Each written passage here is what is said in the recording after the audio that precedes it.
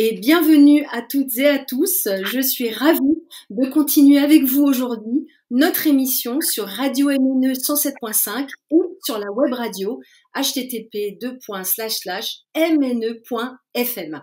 C'est une émission un peu particulière encore que je vous propose aujourd'hui puisque nous ne sommes plus en confinement, certes, mais nous n'avons pas encore accès au studio. Donc nous continuons nos enregistrements d'émissions en visioconférence pour quand même garder le contact avec vous, chères auditrices et chers auditeurs. C'est donc une émission sans notre technicien préféré, Fata, à qui j'envoie plein de bisous aujourd'hui, et sans les pauses musicales habituelles, mais toujours avec le même enthousiasme pour vous faire découvrir de nouvelles thématiques. Je vous rappelle qu'Happiness Factory, c'est fait pour vous fabriquer un bonheur qui vous ressemble. C'est un bonheur onctueux comme une mousse au chocolat, miam, et totalement décomplexé car 0 calories, youpi. Alors, Happiness Factory, c'est votre rendez-vous mensuel sur le vaste thème du développement personnel et du bien-être. C'est tous les premiers vendredis de chaque mois, de 10h à 11h. C'est une émission qui vous aide à mieux relever les défis du quotidien grâce aux conseils pratiques que vous donnent, que vous prodiguent mes invités, experts et expertes dans leur domaine.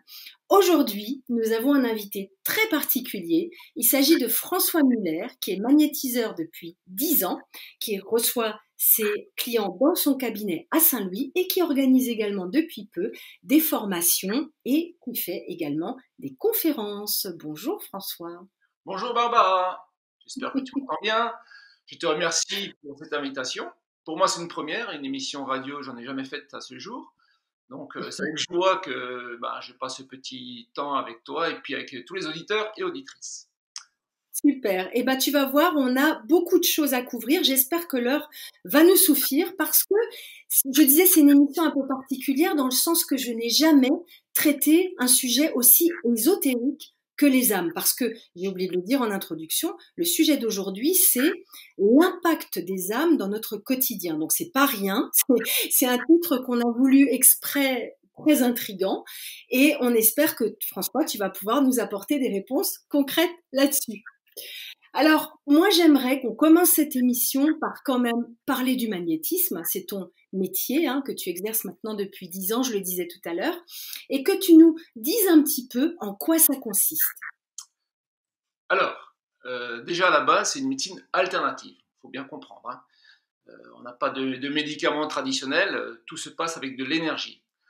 Alors, en général, le magnétiseur intervient lorsque la médecine traditionnelle, elle échoue. Lorsque les personnes souffrent et il n'y a plus de réponse avec les médicaments, à ce moment-là, ils prennent contact avec nous, les magnétiseurs. Cela, bien sûr, soulage les douleurs, ça favorise la guérison, c'est une pratique curative et préventive. On intervient pour les problèmes physiques et psychologiques, c'est nos limites. Chaque magnétiseur développe bien sûr ses propres méthodes. Moi, je suis canal et je suis clair ressenti. Alors, il y a des magnétiseurs. Alors, tu nous expliques ça, parce que là, canal et clair ressenti, tu nous as perdus. Ouais, vas-y. Alors, il y a des magnétiseurs qui utilisent leur propre énergie. C'est ce que je déconseille fortement. Moi, à mes débuts, j'utilisais aussi mon énergie et ça nous épuise énormément. Donc, c'est une grande erreur. Moi, je suis canal, donc je capte une énergie qui nous entoure, qui est universelle. Et elle circule à travers mon corps et je la retransmets avec mes mains, entre autres. D'accord ? Et quand je dis je suis clair ressenti, la claire ressentance, c'est tout simplement je ressens les douleurs des patients sur mon propre corps. Donc ça m'aide beaucoup pour savoir où je dois mettre mes mains. C'est vraiment top, même si c'est vraiment bizarre. Et cette faculté de claire ressentance me permet également de ressentir les âmes, c'est le sujet d'aujourd'hui, et c'est pour ça que j'en parle maintenant de cette faculté de claire ressentance. Mais alors, juste une question qui me vient tout de suite. Si tu ressens le mal-être ou le malaise ou les maladies des autres, est-ce que c'est pas dangereux pour toi ? Alors, le fait de ressentir, ce n'est pas dangereux. Et de toute façon, il n'y a rien qui est dangereux. La seule chose qui puisse m'arriver, c'est que je galère pendant 2-3 jours parce que j'ai des douleurs qui se réveillent. Mais à mes débuts, je pensais qu'effectivement, je récupérais les douleurs des autres je me les appropriais, en fait, c'est une erreur. Tout simplement, si je travaille, admettons, sur un genou d'un patient, c'est vrai qu'à mes débuts, pendant 2-3 jours, j'avais mal au genou. Mais j'ai compris que c'était pas ces douleurs que j'ai récupérées, c'est tout simplement mes émotions à moi qui se réveillaient dans le genou. Donc D'accord, voilà, j'ai compris que je ne récupérais pas leurs émotions, on va dire. Hein. Voilà. Donc d'accord. Donc, il n'y a pas de risque pour toi. il n'y a pas de risque en soi. Enfin, Il à faut quand partir même du faire moment quelques où petites choses, il faut quand même se protéger. Il y voilà, a quand même des protocoles à suivre pour essayer de ne pas être trop pollué, on va dire, d'une certaine manière. d'accord. Donc, le magnétisme, on est en train d'en poser les quelques bases. Moi, j'ai entendu parfois dire des personnes que le magnétisme, c'est un don. Donc, ce qui sous-entend que certains l'ont et d'autres l'ont pas. Comment tu vois les choses, toi? Alors à mes débuts, je pensais effectivement que il fallait avoir quelque chose à la base. Ma maman, elle avait ces dons-là, ce don-là. Moi, je l'ai découvert il y a 10 ans. Je pensais effectivement qu'il fallait avoir un don. J'en suis revenu. Je pense que nous avons tous des capacités qui ne sont pas développées. Euh, et je pense effectivement que nous avons tous au minimum des capacités à s'aider soi-même. Devenir thérapeute, je ne sais pas si c'est donné à tout le monde. J'en sais rien, je ne vais pas raconter des bêtises. Mais il est clair que nous avons tous des capacités au minimum à s'aider pour des petits bobos que nous avons quotidiennement et puis qui pourraient nous éviter d'aller tout de suite prendre des médicaments et consulter un généraliste par exemple. Donc, ce que tu es en train de dire, c'est que dans le fond, tout le monde peut faire du magnétisme, peut s'exercer au magnétisme. Oui. Alors je vais préciser, nous avons tous de la magnétite dans nos doigts. Faut le comprendre, hein, ça c'est reconnu scientifiquement. Vous allez voir, il y a des études américaines, françaises, russes et compagnie qui ont prouvé que nous avons de la magnétite dans les doigts. Donc il faut juste l'utiliser, elle n'est pas là par hasard. Hein. Il faut juste savoir l'utiliser un minima, connaître les gestes, savoir comment s'y prendre, et on peut s'aider. Et j'en ai fait la preuve il y a pas longtemps avec ma femme. J'ai dans le dos, j'ai un petit, je sais pas si c'est une verrue, mais qui m'est douloureuse, et elle est un peu mal placée pour que je puisse travailler moi-même dessus. Et je me suis dit tiens, pourquoi ne pas demander à ma femme de m'aider quoi. Hein. Et c'est assez impressionnant. La première fois qu'elle a mis les doigts dessus, ben ça m'a soulagé pendant 3 jours. La seconde fois, ça m'a soulagé une semaine. Et ça continue comme ça. Et maintenant, le bouton est en train de disparaître, alors que ma femme n'est pas du tout thérapeute. Elle est même plutôt, je ne crois pas trop à ce genre de choses. Mais je sais pas, elle m'en parle pas trop. Mais moi, c'est clair que ça me fait du bien. Et ça m'a aidé aussi à comprendre qu'effectivement, tout un chacun est capable de s'aider soi-même. Un minimum Alors, en tout cas. c'est très intéressant ce que tu dis. Tu viens de dire un truc. Je pense que ça va soulever quelques petites oreilles. Il y a des oreilles qui vont se dresser en tout cas. Tu disais que, en parlant de ton épouse, qu'elle n'y croyait pas, donc il n'y a pas besoin d'y croire pour que ça marche. C'est ça ce que tu es en train de dire. Alors, ça aide fortement. En tout cas, en tant que thérapeute, si on n'y croit pas, c'est même pas la peine de s'y lancer. Enfin, on n'est pas dans Mais, le bon métier, c'est sûr. mais pour monsieur tout le monde, j'avoue que j'étais surpris. Hein. J'ai été surpris du résultat avec cette expérience-là. Mais a priori, oui, oui, oui. Mais ça aiderait plus si on peut y croire. Ça, c'est clair. Je pense que Donc, l'efficacité serait plus importante. Hmm. donc, ce que tu es en train de dire, François, c'est qu'on a tous de la magnétite. Tout à fait. Donc, j'imagine, c'est quoi la magnétite? Bah, c'est comme un C'est aimant. C'est comme un aimant, hein. un élément. Oui. On a tous sur le bout des doigts. On crée un champ magnétique avec les mains. Et c'est cette énergie-là qui va résoudre enfin, nos petits bobos, qui va nous aider à retrouver une harmonie au niveau de notre corps énergétique. Quoi. Hein. Ça, c'est un peu compliqué, c'est l'aura hein, qui nous entoure. En agissant effectivement dans ces endroits-là, au niveau de l'aura, ben, cet aimant qui est dans notre main, dans nos mains, cette magnétite qui est dans nos doigts, ben, elle va harmoniser à nouveau ces couches énergétiques qui nous entourent afin de retrouver un bien-être certain. Donc, ce qui veut dire qu'en gros, on peut vraiment tous s'aider, soi-même en tout cas, sans devenir thérapeute ou sans Oui, avoir d'objectif professionnel là-dessus, oui, hein, juste être dans l'auto-guérison, l'auto-aide. oui, Et du coup, est-ce qu'il y a quand même des protocoles à suivre? Est-ce qu'il y a des choses à apprendre? Comment tu vois les... Enfin, on ne peut pas s'improviser, j'imagine, magnétiseur du jour au lendemain. Il y a quand même des petites choses à savoir. oui. Comment tu vois ça? Oui, il faut un minimum apprendre les gestes Mhm. qui vont permettre de nous aider. Ça, c'est clair. C'est comme tout, hein. Si vous voulez apprendre une nouvelle langue, ben, faut apprendre un minimum de vocabulaire, on va dire. Et ben là, c'est pareil pour le magnétisme. Il faut connaître la base. Et après, il faut laisser agir nos propres ressentis, qui sont plus ou moins individuels, mais il faut connaître un minimum de choses. Tout à fait. Tout à fait. D'accord. Et ça se Super. fait assez rapide, hein. Il faut pas, on n'a pas besoin de semaines ou de mois d'études. Moi, je fais des formations dans ce domaine-là pour Monsieur Tout le Monde. C'est sur un week-end et c'est largement suffisant. Et avec ça, ben, vous pourrez vous aider et pourquoi pas aider vos proches sur des petites pathologies, oui. Tout à fait. Super. Donc là, on voit un petit peu les bases de ce métier que tu as commencé il y a 10 ans. Et je sais que tu brûles d'envie de partager avec nous d'autres choses, et notamment les âmes, hein, c'était le sujet d'aujourd'hui. Alors, si tu es OK, si tu n'as rien à rajouter sur le magnétisme, je te propose qu'on attaque ce sujet. Alors, on s'est fait une petite liste hein, quand on a préparé l'émission, toi et moi. Et puis, on avait décidé de commencer par les âmes errantes. Alors, j'aimerais bien savoir ce que tu en penses, ce que tu peux en dire et comment tu vis ces âmes errantes, comment tu en découvres ou en ressens l'existence. Voilà, à toi. Ok. Alors, il est important déjà de comprendre que nous avons tous une âme. Donc, qu'est-ce qu'une âme? Ben, c'est en fin de vie, cette énergie, c'est une énergie. Hein. Cette âme, elle sort de notre corps.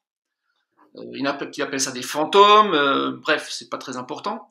Donc, si tout se passe bien en fin de vie, cette âme, elle sort et puis elle va évoluer. Elle va évoluer, ben là où il faut, hein, vers d'autres cieux. Je ne sais pas trop où ils vont, hein, même si j'ai mon idée.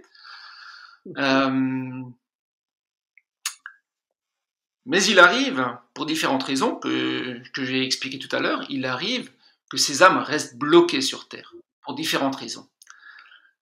Alors, la raison principale, enfin la plus courante, c'est parce que tout simplement, la personne qui est décédée n'avait pas conscience qu'elle était décédée. Je ne sais pas si tu as vu le film Ghost, hein, c'est un peu ça.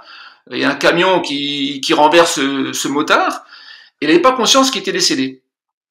Et donc cette âme, ben, elle va continuer à vivre, elle va retourner à la maison, elle va retourner au boulot, elle va errer, quoi, puis elle va pas comprendre. Elle va se dire, mince, mais c'est quoi ce beans, quoi, hein? Pourquoi plus personne ne me regarde, plus personne ne me cause, et il y aura énormément de questionnements, de peur, de crainte, parce qu'elle va plus rien comprendre. Ça va être la panique pour ces âmes. Alors c'est pas Ça me seulement rappelle. un accident, ça peut être effectivement un accident cardiovasculaire. Tu te couches le soir, tu te réveilles plus le matin, tu peux ne pas avoir conscience que tu es décédé, donc tu vas errer. Donc une âme n'est pas systématiquement méchante ou dangereuse pour nous. Même si c'est néfaste pour nous, il faut savoir, les âmes sont néfastes pour nous, hein, ça c'est clair. Qu'elle soit une âme familiale ou une âme étrangère, c'est néfaste pour notre bien-être, c'est néfaste pour notre santé.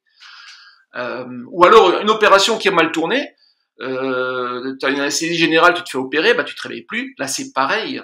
C'est dans les hôpitaux où il y a le plus d'âmes, il faut le savoir. Hein. Et ça génère de gros soucis par la suite, on en reviendra tout à l'heure. Euh, Moi, ça Après, me fait où beaucoup sont-elles? Il y en a qui me demandent où sont-elles? Ben, elles sont partout. Et plus il y a de monde, plus il y a d'âmes. Il faut le comprendre, ça. Hein. Donc, dans les grandes surfaces, c'est là où il y en a le plus. Moi, il y a des années, chaque fois que je faisais les courses avec mon épouse, j'avais des lourdeurs dans mes jambes. C'était terrible et je comprenais jamais pourquoi. C'est bien simple. Dès que je rentrais dans une boutique, je cherchais un endroit où je pouvais m'asseoir. Tellement que mes jambes étaient lourdes. Donc c'était mon réflexe. Elle faisait le tour du rayonnage, des rayons. Et moi, je m'asseyais sur une chaise et j'attendais qu'elle ait fini ses courses pour qu'on puisse continuer. Mais c'était uniquement dans les boutiques. Ça ne m'arrivait jamais avant dans un autre endroit.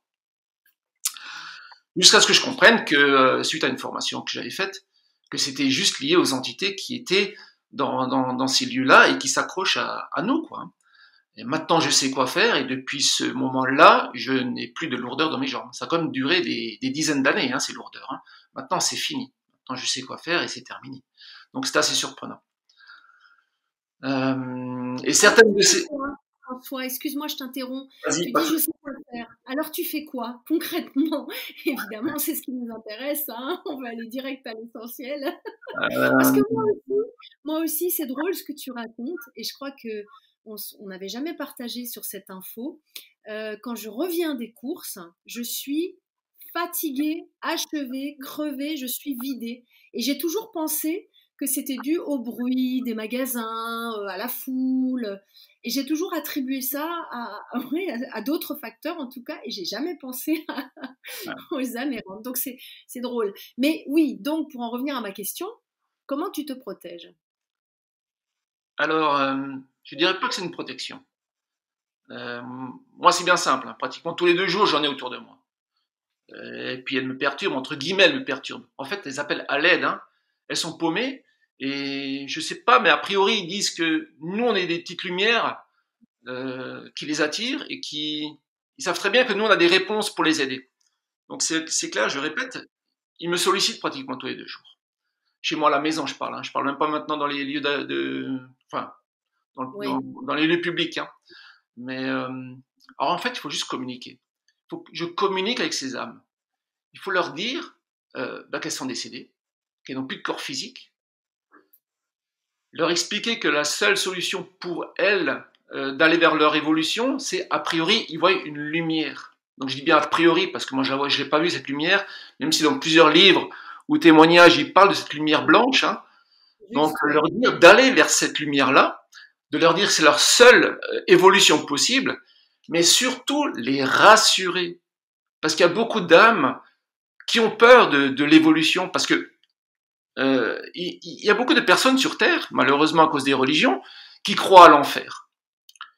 Il suffit que dans ta vie, t'as vécu une vie de merde, t'as fait des choses pas très avouables, pas terribles, t'as pas envie d'aller en enfer, hein. Tout le monde ne te parle que de ça, l'enfer, l'enfer, l'enfer. Donc elles ont les jetons, hein, et puis elles décident de rester sur Terre, quoi, hein. Donc il faut les rassurer, leur dire qu'il n'y a pas d'enfer. De l'autre côté, il n'y a que de l'amour, quoi. A priori, c'est magnifique, hein. Donc il faut vraiment les rassurer, leur dire qu'effectivement ils n'ont plus de corps physique, hein. S'ils ont besoin de preuves, il suffit de leur dire traversez prenez la porte sans l'ouvrir, voilà par exemple. Et puis c'est tout. Moi je fais encore un petit geste d'accompagnement, j'ouvre encore la fenêtre ou la porte si c'est nécessaire, si je suis à l'intérieur, et puis c'est suffisant. Alors bon, il y a des cas un peu particuliers pour les enfants ou dans les maisons hantées, là c'est costaud. Là c'est beaucoup plus difficile pour nous. Éprouvant, ouais, c'est galère. Et puis, il faut communiquer différemment. Mais pour les combats des mortels, pour les grandes surfaces, c'est déjà bien de savoir ça. C'est ça, ouais, tout à fait. Je trouve que c'est une... Alors bon, les auditrices et les auditeurs qui sont hyper rationalistes vont certainement à ce point-là se dire qu'on est parti dans une émission très perchée. Alors sachant que moi je suis très très rationnelle aussi, et toi aussi François, hein, Ouais. et que l'un n'empêche pas l'autre. On peut être tout à fait, on peut être tout à fait rationnel, on peut avoir les pieds sur terre, être ancré dans la réalité et néanmoins se sentir touché, appelé par ces mondes qu'on ne voit pas, mais que parfois, comme toi, on les ressent, ou qu'on ne ressent pas, mais on a des intuitions, on a des synchronicités, hein, ça nous est arrivé encore pas plus tard que hier. Donc, je crois important et nécessaire de faire cette parenthèse, que cette émission peut paraître perchée, parce qu'on va parler d'âme, on va parler de choses immatérielles qu'on ne peut pas toucher, que beaucoup de gens ne sentent pas, ne touchent pas, ne voient pas évidemment, hein, le commun des mortels comme tu disais, et j'en fais partie, sachez que moi non plus, je ne vois pas ces âmes et je ne les sens pas et je ne les touche pas. Ça ne m'empêche pas d'être très ouverte à ça et je te remercie François d'avoir accepté cette interview parce que ça permet aussi de débloquer certains verrous et d'ouvrir plus largement la porte de notre inconscient, de notre conscient aussi, mais aussi de notre inconscient et d'accepter que ce n'est pas parce qu'on ne peut pas le voir que ça n'existe pas. Voilà, je voulais juste faire cette parenthèse. Oups, je suis en train de tout faire tomber, désolée. Je voulais juste faire cette parenthèse parce que c'est vrai que mes émissions sont en général sur des thématiques de bien-être et de développement personnel un petit peu plus, on va dire, concrètes et habituelles. Voilà, donc c'est une émission qui décoiffe et on l'assume, n'est-ce pas François? Et donc, je vais te laisser continuer sur les âmes errantes. Voilà. Après, il y a encore les âmes errantes familiales. Je crois que tu voulais faire une distinction entre les deux. Mais je ne sais pas si tu as fini le premier sujet. Donc, allons-y. Je te redonne la parole. Excuse-moi pour cette parenthèse un peu longue. Il n'y a pas de souci, il n'y a pas de souci. Donc, effectivement, moi, je les vois pas, mais je les sens. Hein. Ma maman les voyait. Ça, c'est clair. Et j'ai pas mal de patients et de patientes qui les voient. Il m'est arrivé d'avoir une patiente qui est venue avec sa petite fille. Il me dit, écoutez, vu tout ce que vous me racontez, vous pouvez peut-être aider ma petite fille. Elle a 9 ans. Et depuis toujours, elle me parle d'âmes, enfin de fantômes, d'ombres, et puis elle les décrit même. Et puis cette petite fille, elle avait 9 ans, et effectivement, depuis qu'elle est toute petite, elle les a toujours vus. Alors j'ai un peu challengé, et puis bon, j'ai bien compris que tout ce qu'elle me racontait, c'était pas du pipeau, parce que ça recoupe un peu ce que je ressens, ce que ma maman a vécu, et ce que d'autres patients ont également déjà vécu. Donc elle me dit, j'en vois partout, j'en vois à l'école, j'en vois à la maison, c'est assez troublant. Et j'ai une famille dont les deux parents, les deux enfants, les voient, et voient même de quoi ils sont décédés, donc par moments c'est assez flippant. Voilà, donc pour dire que je suis pas le seul à les sentir ou à parler de tout ça. Qu'est-ce qui est encore utile à préciser? Oui, j'imagine que tout le monde a déjà entendu des bruits bizarres dans notre maison. Je dis bien bizarre qui sort du commun. Je parle pas simplement de l'escalier en bois qui craque de temps en temps, ce qui est normal. Non, il y a des bruits qui n'arrivent jamais. Même mon épouse qui ne croit pas à tout ça, par moment elle me dit, t'as entendu? Elle a conscience que ce sont des bruits tout à fait différents. Par moment, il claque l'ampoule sur un mur chez moi, ou alors il me touche littéralement. Hein. Il me tape dessus, ou alors des fois j'entends des voix. Voilà, les jambes lourdes, ça on en a parlé. Les sensations bizarres de courant d'air froid, ou des sentiments de peur. Ça m'est une fois arrivé. Hein. Je regardais une fois un dessin animé, donc il y avait pas raison d'avoir peur.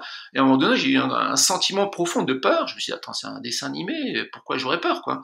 Et tout simplement, j'ai compris qu'il y avait une entité autour de moi qui, elle, avait peur. Donc j'ai fait ce petit travail-là, et j'ai continué tranquillement à voir mon dessin animé. Donc oui, il y a ce genre de choses. J'imagine qu'il y a quand même beaucoup de personnes qui ont pris conscience de ce genre de phénomène, sans pouvoir mettre vraiment de nom dessus, hein, faut le savoir. C'est ça. Ça, c'était pour les âmes errantes, on va dire, étrangères. Après, il y a les âmes errantes familiales. Donc le principe est le même. Ce sont des personnes qui sont décédées, et l'âme est restée sur Terre pour différentes raisons, elles sont bloquées. Alors pourquoi elles peuvent être bloquées, ces âmes familiales? Mis à part qu'effectivement, elles n'ont pas conscience qu'elles sont décédées, le cas le plus courant, c'est lorsque nous n'avons pas accepté ce départ, lorsque nous n'avons pas accepté ce décès. Si c'est une personne qui est jeune ou pas, hein, ça change rien. Hein. Mais du moment qu'on n'accepte pas, l'âme ne peut pas évoluer parce qu'elle est bloquée, parce que vous la retenez. Faut comprendre ça. Hein. Et les années ne changent rien. J'ai des personnes qui ont perdu leur enfant suite à un accident il y a 30 ans. Encore aujourd'hui, l'âme est présente autour de cette personne-là. Tout simplement parce qu'elles n'ont pas accepté ce départ-là. Donc l'âme ne peut pas s'en aller et reste bloquée sur Terre. Il faut bien comprendre, si vous êtes une famille nombreuse, nous on est 6, moi j'ai fait le travail par rapport à ma maman qui est décédée, mais si j'ai des sœurs et frères qui n'ont pas fait ce travail-là et puis elles n'ont pas accepté ce départ-là, l'âme peut rester toujours encore auprès d'elles, plus auprès de moi, mais auprès de mes sœurs ou de mon frère. Il faut le comprendre ça. Et j'ai remarqué il y a peu, c'est également vrai pour nos animaux domestiques, chats et chiens. Le reste, j'ai pas encore eu d'expérience, mais c'est vrai également pour les âmes des chiens et des chats. C'est assez surprenant, je ne pensais pas que c'était possible, mais oui, c'est possible. Sinon, pourquoi elles sont encore bloquées? Si on n'a pas fait le deuil, si on n'a pas pu faire le deuil, ça peut également les bloquer. Si on n'a pas eu le temps de tout lui dire, c'est encore des choses qui nous ont bloqués par rapport à cette personne, on lui en a voulu pour certaines choses, il est important de pardonner. De se pardonner et de pardonner. Ça va libérer également cette âme. Et ouais, voilà. En gros, c'est ça. C'est joli ce que tu dis sur le pardon, François. Je fais juste une petite parenthèse encore une fois là-dessus. Le pardon, c'est vraiment quelque chose qui nous est demandé sur notre cheminement personnel. Et il y a Olivier Clerc, hein, qui est le grand spécialiste du pardon, mais on trouve sur Internet beaucoup de ressources et sur YouTube. Et le pardon est vraiment quelque chose qui va nous permettre de nous libérer de quelque chose qui nous empêche à nous d'avancer. Donc, indépendamment de ce discours sur les âmes familiales, etc., indépendamment de ça, le pardon nous aide, nous, à grandir et à déposer un poids qui nous empêche d'avancer. Donc, je suis tout à fait d'accord avec toi là-dessus. Le pardon, c'est vraiment, vraiment quelque chose d'important. C'est souvent difficile, hein, puisque ça nécessite se lâcher prise, mais c'est vraiment une recette pour le bonheur. On en a déjà parlé sur le quart d'heure antidépresseur avec Tsipora Ifra, ma complice, mais je suis ravie que tu en parles parce que je pense que, indépendamment de ce sujet particulier sur le magnétisme et les âmes, c'est vraiment quelque chose qu'on peut offrir et s'offrir à soi-même beaucoup plus régulièrement qu'on ne le pense. Voilà, ça c'est sur le pardon. Donc les âmes errantes familiales, elles ont ceci de différent, c'est que par rapport aux âmes errantes étrangères, hein, c'est que y a une histoire qui nous lie à elles, et donc il s'agit de se détacher de cette histoire. Hein. C'est ce que tu dis. Tout à fait. Et ce que je n'ai pas dit tout à l'heure, c'est que il y a des personnes qui ne croient pas à l'au-delà, qui se disent, ben, moi j'ai vécu cette vie et c'est fini, quoi. Il n'y a plus rien après la vie. Et dans ce cas-là, quand l'âme sort de ce corps, ben, elle est paumée, quoi. Pour elle, il y a rien après. Elle est persuadée qu'il n'y a rien, et donc ça va devenir des âmes errantes. Et là, ça va foutre le bordel. D'accord. Des personnes, voilà, voilà, je l'ai dit tout à l'heure, hein, qui ont peur de l'enfer. Hein, ça, c'est aussi quelque chose qui arrive fréquemment. Elles ont peur du jugement dernier, quoi. Hein. Donc, oui, c'est aussi des cas de figure qui font que les âmes deviennent des âmes errantes et n'évoluent pas comme il faut, quoi. Ouais, tout à fait. Ouais. Donc alors après, qu'est-ce qu'on a encore comme autre âme? Parce que toi, tu m'as fait tout un catalogue de d'âmes à passer en revue. Je savais même pas qu'il y en avait autant. Et il me semble que tu m'as parlé d'âmes possessives. Oui. Alors ça, c'est un sujet que je connais depuis peu, hein, presque 2 ans. En fait, le principe est le même à la base. Ce sont des âmes errantes. Donc, elles vont profiter de nos moments de faiblesse pour intégrer un corps vivant, quoi. Donc, c'est quoi ces moments de faiblesse? Faut comprendre une chose tout d'abord à la base. Nous avons un corps physique. Autour de nous, nous avons un corps énergétique qu'on appelle, voilà, qu'on appelle l'aura. Cette aura nous protège de beaucoup de choses. Dans l'aura, il y a nos maladies passées, présentes et en préparation. Donc, si on est en bonne santé, si on est, je ne vais pas rentrer dans ce détail-là, mais si on est toujours positif, cette aura va nous protéger d'une façon optimum. Lorsque cette aura est perméable, ces entités peuvent rentrer en nous et perturber notre façon de penser, de parler et d'agir. Ça va vraiment foutre le bordel, excusez-moi du terme. Mais alors c'est quoi ces moments de faiblesse? Parce que ça a été listé dans un livre, même si pour moi c'est pas complet. Les moments de faiblesse, c'est lorsque nous sommes fortement alcoolisés. Là, l'aura, on passe à travers. Tout ce que je vous dis, je l'ai testé. Hein. Je suis quelqu'un, comment dire, bizarrement de très terre à terre. Tant que j'ai pas de preuves, j'en parlerai pas comme ça facilement. Ou alors je dis a priori. D'accord? Donc tout ça j'ai testé et j'ai vu à quel moment l'aura est perméable. J'ai des instruments qui me permettent de mesurer l'aura. Donc c'est clair que les personnes qui viennent chez moi pour un problème d'alcoolémie, il n'y a pas d'aura. Donc voilà, ces personnes-là sont susceptibles d'être incorporées par ces âmes possessives.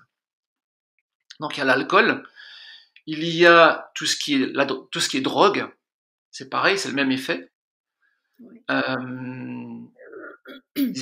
Malheureusement, il y a les anesthésies générales, et ça c'est pas top du tout. Vous allez à l'hôpital, vous vous faites opérer, c'est dans les hôpitaux qu'il y a le plus d'âmes, il faut le comprendre. Donc ces âmes qui sont paumées et qui comprennent pas ce qui se passe, elles vont profiter de ce moment de faiblesse des personnes qui sont allongées pour incorporer ce corps-là. Et ensuite, le dernier cas, c'est j'ai oublié le quatrième. J'ai oublié le quatrième cas. Oh, ça me reviendra. En tout cas, dans tous ces cas-là, et je suis persuadé qu'il y a d'autres cas de figure parce que il m'est déjà arrivé d'avoir des enfants de bas âge, je dirais 9 ans, 10 ans, qui avaient en eux des âmes possessives. Et donc j'ai pas encore de réponse, même si j'ai des pistes, hein, mais j'ai pas de réponse. Je pense que au moment de l'accouchement, pendant cette semaine où on est à l'hôpital, du moment que l'enfant est autour de la maman, je pense qu'elle le protège. Mais quand l'enfant est pris pour aller faire, je ne sais pas, pour aller en pouponnière, pour faire quelques petits soins ou un bain sans la maman, je pense que cette protection n'existe plus. Ça, c'est des suppositions, hein, j'ai pas de preuves. Hein. Autant que pour le reste, j'ai des preuves. Mais je pense que c'est dans ces moments-là qu'il y a des entités qui sont capables de rentrer dans des nouveaux-nés. C'est ce que je pense, hein. Mais ça, c'est une piste je suis en train d'explorer. Sinon, je comprends pas pourquoi il y a des enfants de bas âge qui n'ont pas été opérés. Hein. Bien sûr, je me suis renseigné quand même, hein, qui sont pas alcoolisés, ni drogués, etc. Et qui en ont, quoi. Hein. Okay. Donc c'est assez troublant. Et ce qu'il faut bien comprendre, c'est que ces âmes, elles vont influencer vos pensées, vos paroles, vos actes. Je vais donner des exemples. Hein. Le plus impressionnant, j'ai eu un couple qui est venu chez moi, qui m'a dit, écoutez, on aimerait bien vous amener notre fils qui a 28 ans.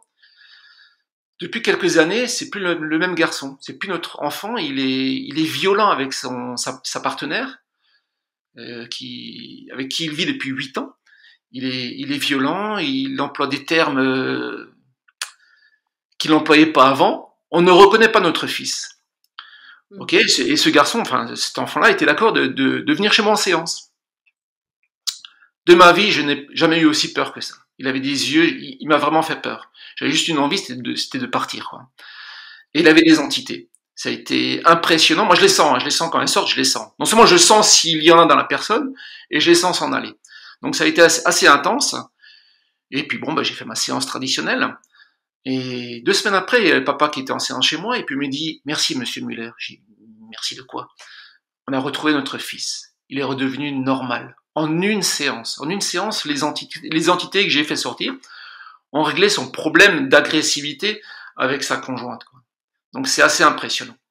Et j'ai d'autres cas de figure avec d'autres patients où c'est pas aussi intense, aussi violent que ça, mais qui ont prouvé que voilà, il y a un impact énorme sur ces personnes-là. J'ai une fois, elle a eu ma sœur, elle est aussi dans le domaine. Hein. Il y a une fois sa voisine qui était venue la voir et qui lui dit, écoute, est-ce que tu peux m'aider? Mon mari a été opéré la semaine dernière et depuis qu'il est rentré de l'hôpital, ce n'est plus le même homme. Il m'insulte, chose qu'il ne faisait jamais avant. Il me parle d'une manière différente d'avant. Elle lui dit, je ne le reconnais plus. Ma sœur, connaissant le principe, bah, elle est chez lui, elle a fait le travail, et puis il est redevenu comme il était avant, quoi. Donc c'est clair, ces entités, ces âmes possessives, ben elles polluent la façon de penser, de parler et d'agir. Ça c'est clair. Et je reste persuadé qu'il y a beaucoup de personnes qui sont dans les hôpitaux psychiatriques et qui, à mon avis, sont juste entre guillemets possédées par ces entités, quoi. J'aime pas trop le terme possédé parce que ça fait tout de suite, je sais pas, enfin, négatif. Enfin non, bon, il y a des films là-dessus qui sont peut-être un peu exagérés. Mais oui, c'est un phénomène qui, à mon avis, nous pollue énormément et avec des impacts énormes derrière. Et il faut savoir une chose, c'est que pratiquement tous mes patients en ont. C'est rare qu'il n'y a pas une personne qui n'en a pas. C'est vraiment rare. Je suis même très surpris quand une personne n'en a pas, quoi. Ouais. Donc c'est assez troublant. Deux questions me viennent tout de suite, François. La première, c'est donc ces âmes possessives ne sont jamais bénéfiques. On ne peut pas avoir une âme possessive qui est bénéfique, non? Bénéfique, non. Ça c'est sûr. Par contre, qui ne nous perturbe pas, c'est pas impossible. Mais d'une certaine manière, elles vont influencer votre façon de penser, votre façon d'agir, sans que ce soit vraiment négatif. Mais ça vous empêche d'être vous-même. Faut comprendre. En vous libérant de ces entités, vous êtes 100% vous-même. Ouais, c'est ça. Même si toutes ne sont pas agressives comme ce jeune homme de 28 ans où il était violent avec sa partenaire, ça c'est un peu l'extrême, on va dire. Voilà, tout le monde n'est pas dans cet extrême-là, mais ça vous empêche d'être à 100% vous-même. C'est ça qu'il faut comprendre. Mhm. Donc ça, c'est assez fou. Alors, il y a une autre question qui me vient. Est-ce qu'une âme possessive peut rentrer dans notre corps quand on dort, par exemple, pendant notre sommeil? Parce que là aussi, c'est un moment où on est un peu vulnérable, hein. Non, non. Étant donné que c'est notre aura qui nous protège, donc c'est non. Sauf si effectivement tu vas te coucher et puis il y a une grande beuverie tout à l'heure, hein. Dans ce cas-là, oui, bah, ça peut rentrer à n'importe quel moment. Du moment que tu es alcoolisé, l'aura n'a plus cet effet de protection. D'accord, Tout à fait. d'accord, Ouais. d'accord. Mm. Donc, c'est pas le fait de dormir Non, n'affaiblit pas notre aura du tout. du Et tout. j'ai trouvé la quatrième raison qui fait que ça rend notre aura perméable. Ce sont les médicaments hyper costauds, genre antidépresseurs, anxiolytiques et tout ça. Ces Les médicaments antibiotiques, anti-anxiolytiques, c'est ça? non, les antibiotiques, est-ce que Non, pour toi, antibiotiques. Anxiolytiques, antidépresseurs. Je me suis peut-être mal d'accord, exprimé, je recommence. Antidépresseurs et anxiolytiques. Entre autres, hein. Du moment que c'est des médicaments hyper costauds, c'est pareil. L'aura est perméable. Euh, ouais, ça tu viens c'est de en citer, cas de figure. François, tu viens de citer deux classes de médicaments qui agissent sur le système nerveux central. Est-ce que tu es en train de dire que c'est les médicaments qui agissent sur le système nerveux central qui rendent notre aura perméable? Ou est-ce qu'un médicament, par exemple une chimiothérapie, qui va pas sur le système nerveux central, mais qui est quand même très costaud, parce qu'effectivement, il faut tuer les cellules cancéreuses, est-ce que ça rend notre aura perméable? Est-ce que tu sais? Ou Non, peut-être tu sais justement, j'ai pas encore eu ce cas de figure. Et je ne l'ai pas lu dans un de mes livres. Mais pas. chez moi, j'ai déjà eu des cancéreux, mais j'ai pas pensé à mesurer la perméabilité de l'aura. J'ai D'accord. pas Bah, ce pensé. sera une question Mais intéressante à. pourquoi pas? J'ai parlé d'antidépresseurs, mais ça peut être d'autres médicaments ou autre chose, hein. Je reste persuadé qu'il y a encore d'autres cas de figure, quoi, hein. Mais c'est celles qui D'accord. sont connues à ce jour qui rendent effectivement notre aura perméable et nous, voilà, peut permettre à ces entités, à ces âmes errantes, de rentrer en nous. D'accord. Et Alors je maintenant, on sais, va aborder. dis-moi. Pardon, excuse-moi. Non, je Alors, t'ai interrompu. j'avais d'autres expériences personnelles que j'aimerais partager à nos auditeurs, parce que c'est vrai que c'était assez troublant. J'avais une jeune fille de 21 ans qui était venue chez moi en séance avec sa maman. Et pendant la séance de magnétisme, elle était allongée sur ma table. Ses jambes se levaient, les deux jambes se levaient tendues, je dirais à 40 centimètres à la hauteur de la table, et puis et comme ça pendant 40 minutes. Alors je la regarde et à un moment donné, je lui dis mais vous faites quoi? Elle me dit je gère rien. Je dis comme ça mais non non ça se lève tout seul et je ne peux plus les dominer. Bon, ok. Et au bout de 40 minutes, je me suis dit mince, j'ai pas fait le travail des âmes possessives. C'est peut-être ça. Au moment où je commence à faire le travail pour libérer les âmes possessives qu'elle avait, non seulement c'est les deux jambes qui se sont de nouveau raidies et relevées de 40 centimètres de la table, mais également ces deux bras. Les deux bras qui se sont levés et qui étaient tendus comme les deux jambes. Alors la maman à côté, elle faisait des grands yeux, et même la patiente, elle flippait un petit peu. C'était la première fois que ça m'arrivait. Et ben c'était tout simplement lié à ces entités qui sortaient, quoi, hein, qui savaient très bien qu'elle allait sortir, qui voulaient résister. Et ben elles se sont en allées une fois le travail terminé. Et après, le phénomène s'est arrêté, quoi, hein. Les jambes ne se sont plus levées, les bras pas non plus, quoi, hein. Donc c'était assez troublant, et puis c'était une expérience assez originale pour la raconter à l'antenne. Tout à fait. Voilà, voilà. Alors, François, on va continuer sur notre sujet des âmes, et je crois que tu avais l'intention de nous parler des âmes aidantes cette fois-ci. Qu'est-ce que tu as à nous en dire? Alors, je sais pas combien de temps il nous reste. Il nous reste combien de temps? Il nous reste 20 minutes. 20 minutes. C'est Alors, je peux en parler un petit peu. Euh, J'aime pas trop le terme âme aidante. Mais d'accord. ce jour, j'en connais pas d'autres, donc on va rester sur le terme âme aidante, parce que ce sont pas des âmes en soi, mais c'est une énergie. Alors qu'est-ce que c'est les âmes aidantes? Ce sont les âmes qui sont dans nos douleurs, dans nos maladies.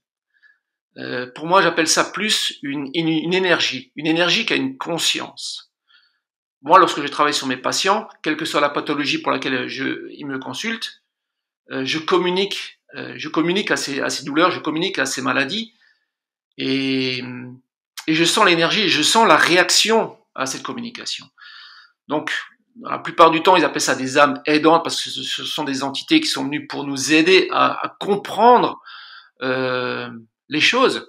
Il faut comprendre une chose, c'est que la maladie, elle est là pourquoi? Elle est là pour nous faire comprendre ce qui ne va pas chez nous, notre façon d'être, notre façon de parler, notre façon d'agir. Voilà. Toutes nos maladies sont liées à la disharmonie, à tout ce qui est négatif. Et cette maladie nous demande de changer, c'est une demande de prise de conscience, d'accord? Donc moi, lorsque je travaille sur ces douleurs, ben, je fais un peu le travail du patient, hein, je prends sa place et je fais ce travail de pardon, etc.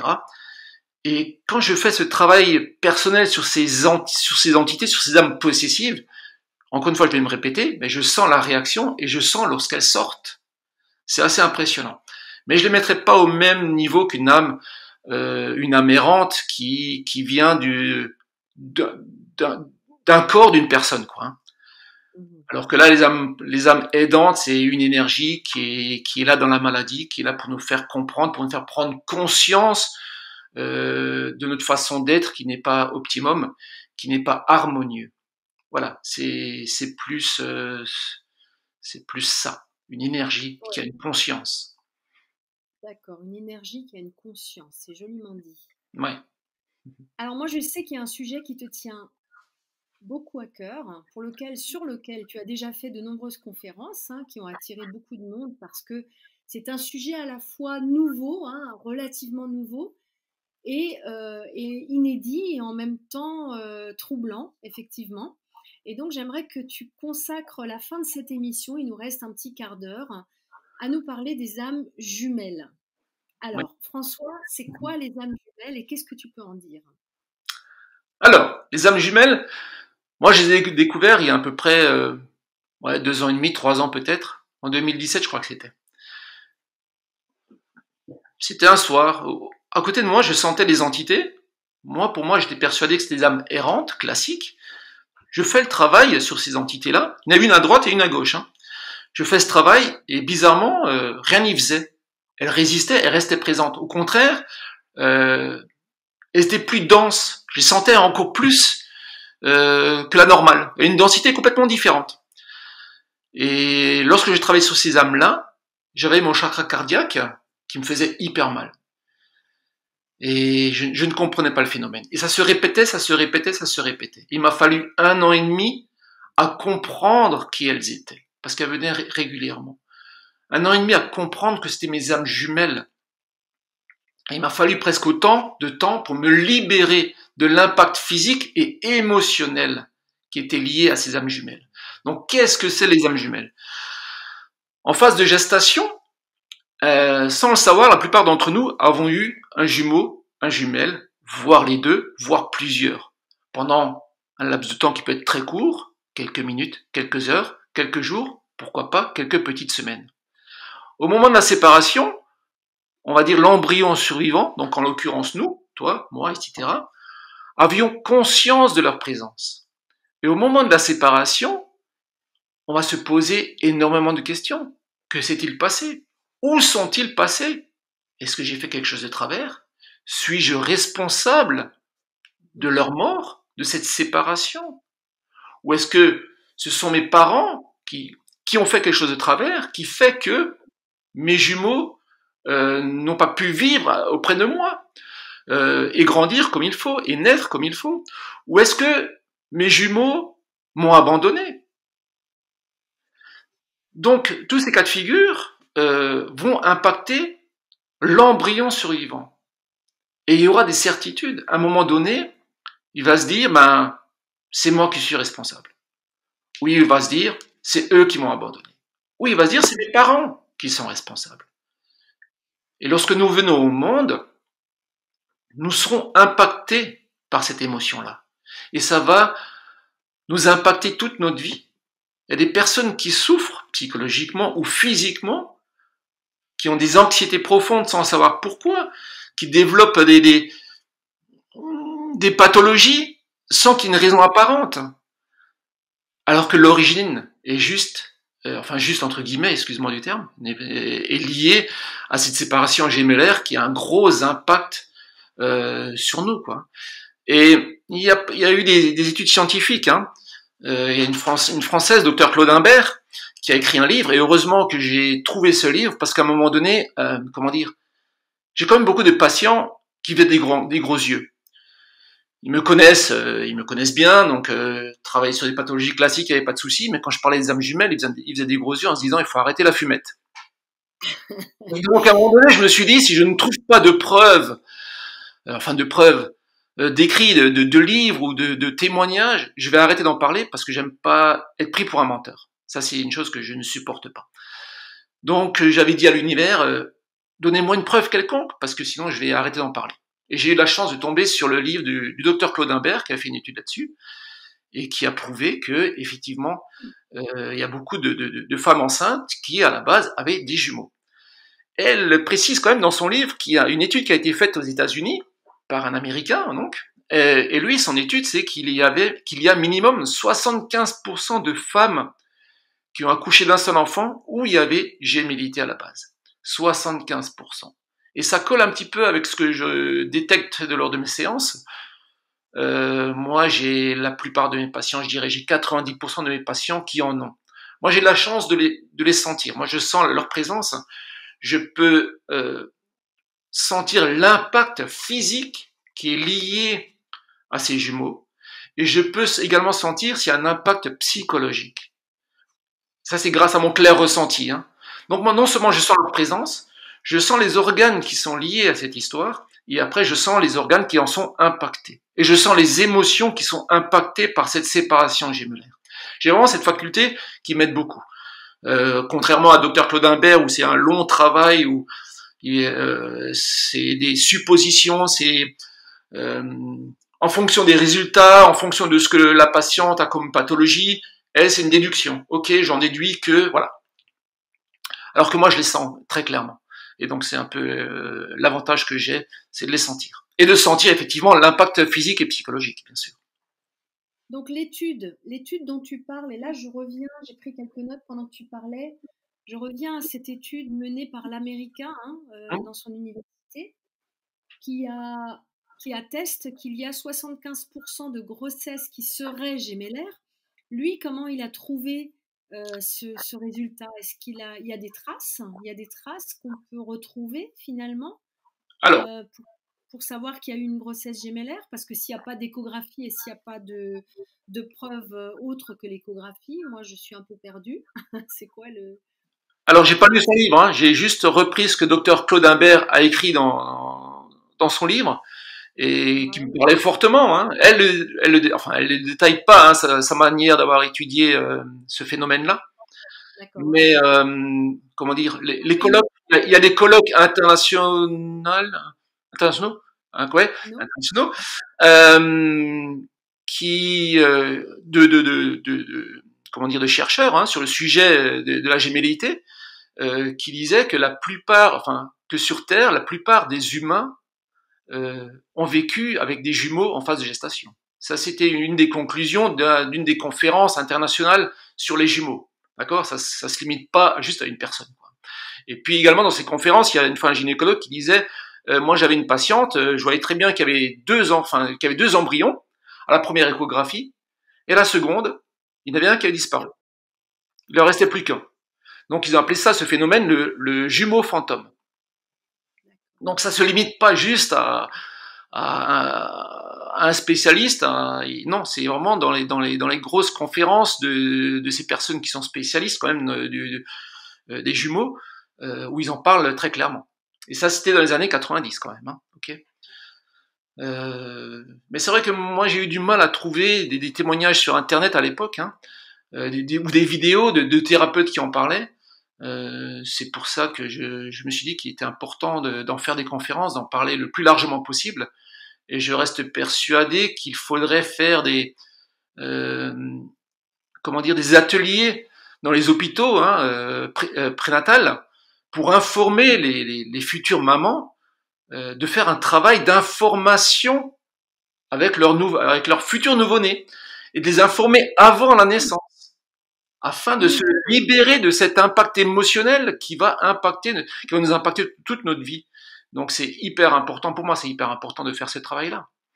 Et je souhaiterais vraiment pouvoir intégrer un jour un service néonatal pour faire des ateliers d'information et voilà. D'accord. Alors, sachant ce que tu viens de nous annoncer, hein, pour beaucoup, ça va être une révélation, parce que c'est quand même encore très neuf comme sujet. Hein. Donc, tu viens de nous annoncer que 75% à peu près, hein, plus ou moins, mais en tout cas, un nombre important de grossesses sont gémellaires, mais passent totalement inaperçues, bien sûr, hein, puisque tu disais que le fœtus ou les fœtus hein, qui s'incarnent en même temps que celui qui va naître peuvent rester quelques minutes, quelques jours ou quelques semaines, donc effectivement passent totalement inaperçus. Donc quand on a eu un jumeau, une jumelle ou même plusieurs, qu'est-ce qu'on fait? Qu'est-ce que tu nous conseilles de faire? Comment ça se passe en séance? Voilà, ça c'est intéressant. Dis-nous. Déjà, il faut une prise de conscience de leur présence, ok? Et le plus important, c'est en fin de séance, je leur demande de faire un travail personnel. D'accord. Et ce travail personnel consiste à faire une lettre à nos jumeaux. Et on peut commencer cette lettre en disant tout simplement, je viens d'apprendre ton existence. J'aurais bien voulu te connaître, grandir avec toi, jouer avec toi, partager mes joies, mes peines. Et à un moment donné, les remercier d'avoir été là. Les remercier d'avoir été là et d'être partis volontairement, parce que c'est un acte volontaire, ça c'est encore un autre sujet un peu compliqué, mais ces âmes ne sont pas venues, ces âmes jumelles ne sont pas venues par hasard. Elles sont venues volontairement pour nous aider à être ce que nous sommes aujourd'hui. Parce que nous sommes chargés d'émotions. Nous sommes forgés un caractère à travers nos émotions. Donc le rôle de ces âmes était de nous aider à être ce que nous sommes aujourd'hui. Donc c'est un acte volontaire et puis elles sont parties volontairement. Donc dans cette lettre, il faut les remercier de cet acte d'amour, si tu veux. Et c'est pour ça que je leur demande encore à la fin de rajouter 3 fois amour. Alors pourquoi amour? C'est la disharmonie qui rend malade. Dans toutes les pathologies que nous avons, c'est la disharmonie qui nous rend malade. Pour les maladies physiques ou psychologiques. Donc je demande toujours de finir 3 fois amour, justement pour rééquilibrer tout ça. Pour équilibrer cette disharmonie liée à cette séparation. Et je demande qu'elle brûle cette lettre au-dessus d'un cours d'eau. Moi je l'ai fait, je suis passé par là. J'ai testé, sinon j'en parlerai pas. J'ai tout testé et ça a été un moment extraordinaire pour moi. Ça a été une grande libération émotionnelle, physique.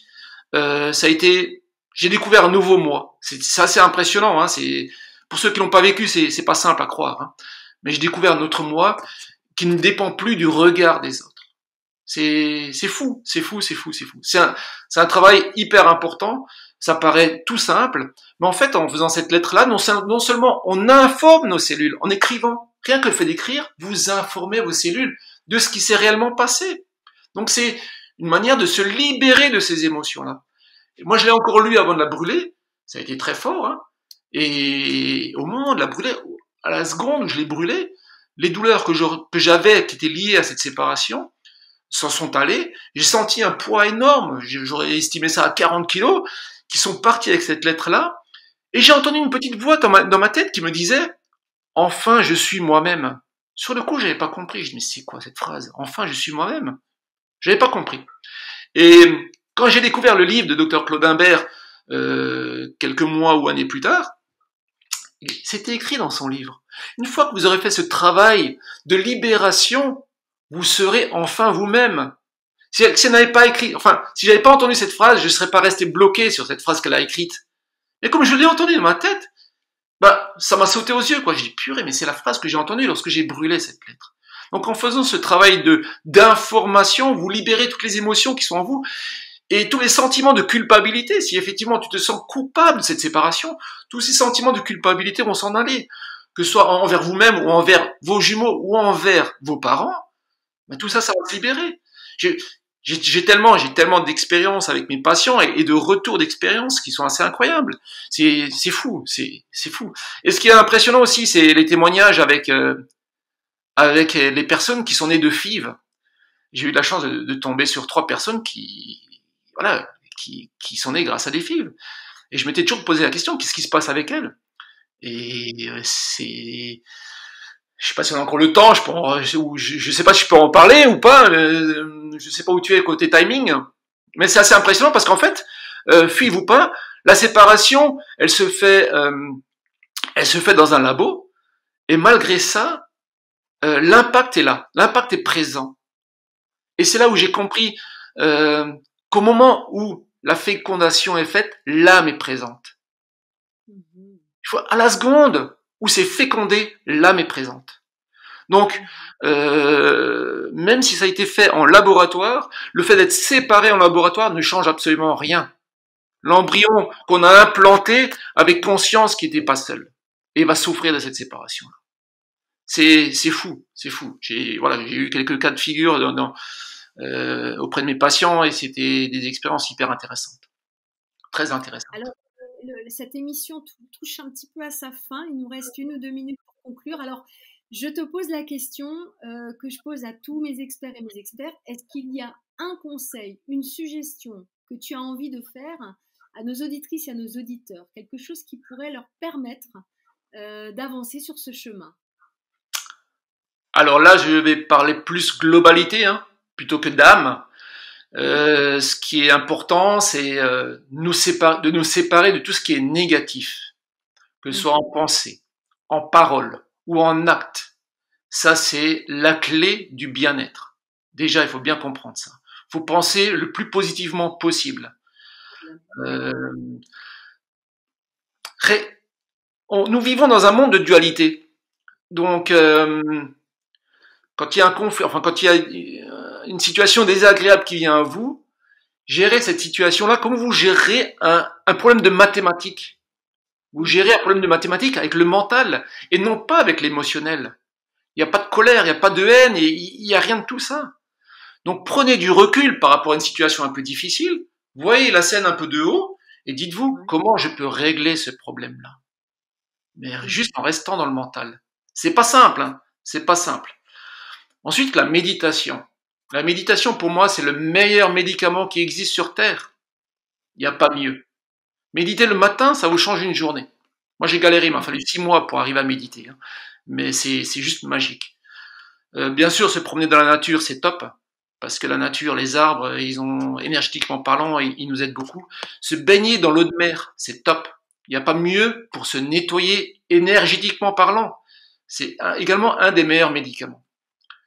Et pourquoi pas apprendre les gestes de base pour utiliser l'énergie qui est en nous, la magnétite qui est dans nos mains, et qui peuvent nous aider un minimum sans devoir automatiquement passer par la médecine traditionnelle, qui est bien aussi, qui a ses avantages, mais si on peut s'en passer, pourquoi pas?